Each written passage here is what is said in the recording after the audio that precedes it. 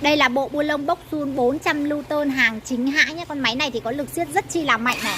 Máy chạy cực kỳ là êm và khỏe mà điều chỉnh được 3 tốc luôn. Bên sườn máy có một cái móc treo để thuận tiện cho các bác làm việc ở trên cao, có thể dễ dàng treo móc máy vào đâu cũng được. Và bộ sản phẩm này là nguyên bộ gồm một thân máy, một pin và một sạc nhá. Đi theo máy sẽ là quả pin Cực Châu pin 15 cell và sạc pin thông dụng đấy ạ. Với một bộ máy bu lông cực kỳ là đa năng mà các bác sẽ làm được mọi việc. Có thể bắn tôn, bắn vít, khoan tường cũng được này, và có thể ra vào bu lông 1/2.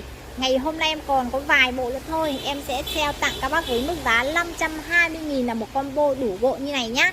Anh nào chốt thì mình có thể nhanh tay này, gọi điện hoặc là nhắn tin cho em. Số điện thoại em để trên màn hình để mình có thể chốt đơn hàng thành công mã này. Và lên đơn đặt hàng canh đọc đúng mã sản phẩm cho em này. Lên đơn đặt hàng canh gọi cho em là bu lông Boxul hộp giấy nhá. Lưu ý cho em là combo này là combo theo một pin nhưng mà không có hộp đựng nha. Nhưng mà quả pin đi theo máy sẽ là pin 15 cell, pin Cực Châu và giá rẻ với mức giá chỉ có 520.000 thôi ạ.